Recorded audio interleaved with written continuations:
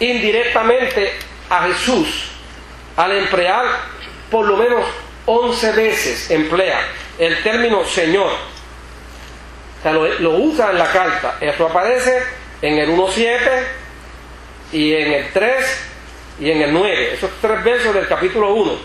También lo menciona en el capítulo 4, en los versos 10, 15 y luego en el capítulo 5, en los versos 4, 7, 8, 10, 11, 14 y 15. O sea que hay referencias, pero de forma indirecta, al término Señor.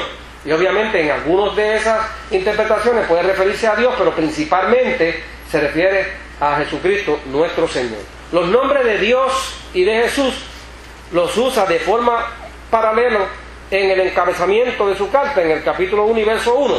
Y la intención es enfatizar que el Señor exaltado es divino.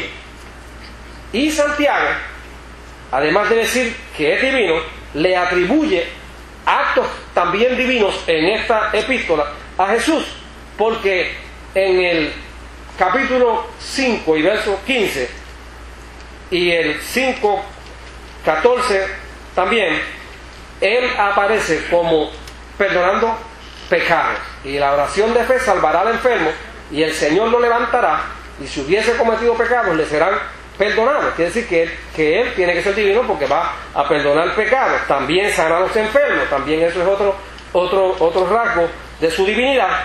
Y en el verso 9 de Santiago capítulo 5 aparece como juez que está a la puerta, y eso es uno de los títulos también del Mesías que ha de venir ya cuando viene, ¿verdad?, a juzgar a los vivos y a los muertos. Ya eso es en otra etapa posterior. Así que Santiago también llama a Jesús, fíjense, lo llama glorioso Señor, glorioso Señor Jesucristo. Así aparece en el 2:1. Así que se parece a la descripción que usa Juan en el prólogo de su evangelio, porque Juan en su evangelio, miren lo que dice Juan. Juan dice: hemos visto su gloria, la gloria como del unigénito del Padre. Eso es Juan 1:14, que esa terminología se parece bastante entonces también a la que usa Santiago. La expresión gloria lo que indica es que Jesús ha podido cumplir las promesas del Antiguo Testamento que decían que Dios mismo vendría a vivir con su pueblo.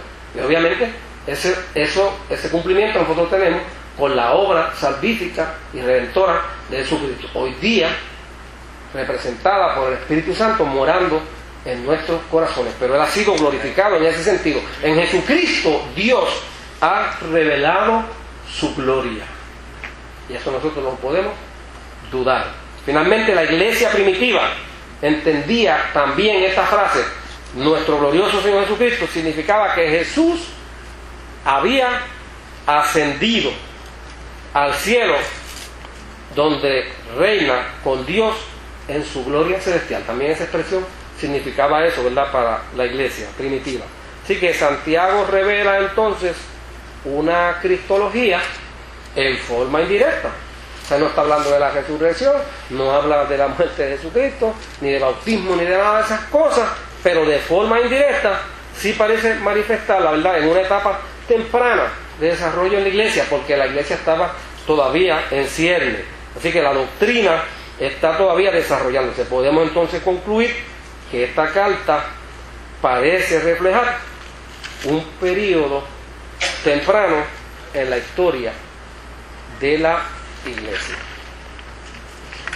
¿Cuáles son algunos de los temas importantes que se discuten en esta carta y que le da atención especial Santiago? Pues entre algunos de estos temas nosotros tenemos el tema de la oración. ¿Cómo él enfoca este tema de la oración? La tradición decía, y la historia también, porque hay escritos que se recogieron de la vida de Santiago el justo, que era destacado, ¿verdad?, a este hombre se le llamaba un hombre de oración profunda, con callos y con todo, porque su vida era prácticamente de rodillas. Era un hombre de oración, pasaba mucho tiempo orando. Informa a sus lectores acerca de la oración, por lo menos en 3 lugares en la epístola. En la introducción a la carta, en Santiago 1, 5 al 7.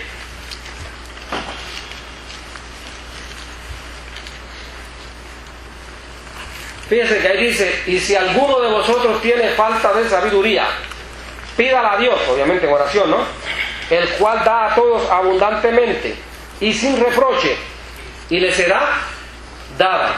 Pero pida ¿cómo? Con fe, no dudando nada, porque el que duda es semejante a la onda del mar, que es arrastrada por el viento y echada de una parte a otra. Quiere decir que en esta introducción, cuando él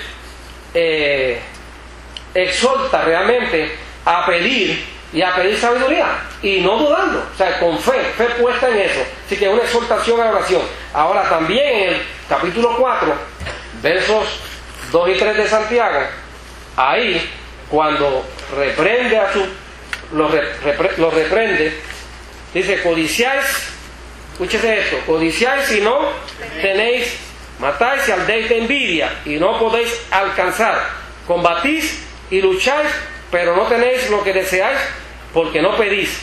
Pedís y no recibís, porque pedís mal, para gastar en vuestro deleite. Fíjense que en este caso, ¿verdad?, que prácticamente es como una reprensión. Cuando los reprende por su pecado de contiendas y de lucha, les indica que no reciben nada de Dios, porque lo que piden son cosas para su propio uso y sus propios placeres personales. Así que es una instrucción que está dando. La oración no es para eso. Usted quiere pedir y quiere recibir, pues tiene entonces que enfocarse, ¿verdad?, en una oración con fe. La oración con fe es una oración con sustancia, una oración puesta no en mis deseos ni mis placeres, sino en el reino y en la obra del Señor. Para eso es que, y todas las demás cosas, dice, yo le creo esto al Señor, me van a llegar, y me van a llegar a mí por añadidura.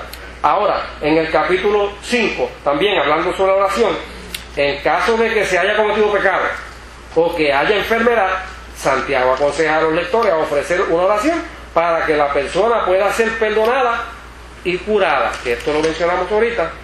Es lo que dice: ¿está alguno enfermo? Ese pasaje, ¿verdad?, que nosotros tantas veces lo hemos citado. ¿Está alguno enfermo entre vosotros? Llame a los ancianos de la iglesia y oren por él, ungiéndole con aceite en el nombre del Señor. Y la oración de fe salvará al enfermo, y el Señor lo levantará, y si hubiese cometido pecado, le serán perdonados. Dice todo lo que puede hacer la oración, y son instrucciones que Él está dando: confesaos vuestras ofensas unos a otros y orad unos por otros. ¿Para qué? Para que seáis sanados, y la oración eficaz del justo puede mucho. Así que usted tiene que estar en muy buena armonía con el de arriba, para que entonces esto aplique a su vida. Está como ejemplo, ¿verdad? Lo que sigue a esto son los ejemplos que Él da. Él da como ejemplo entonces a Elías. Y ahí sigue, ¿verdad?, que siendo un hombre, Elías era hombre sujeto a pasiones semejantes a las nuestras, y oró fervientemente para que no lloviese, y no llovió sobre la tierra por 3 años y 6 meses.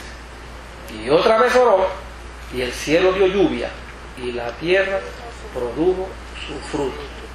Yo le he escuchado al pastor a veces predicar sobre este pasaje, y dice que fue porque Elías no le dio la gana de que lloviera. Tenía tanta autoridad, pero Elías era un hombre sujeto a las mismas pasiones que tú y yo. Es más, Elías después del éxito más grande en su vida ministerial, cayó en una depresión que no había que nos sacara de allí, de aquella cueva, y se llenó de muchísimo temor. Lo mismo que nos pasa a nosotros en nuestras situaciones.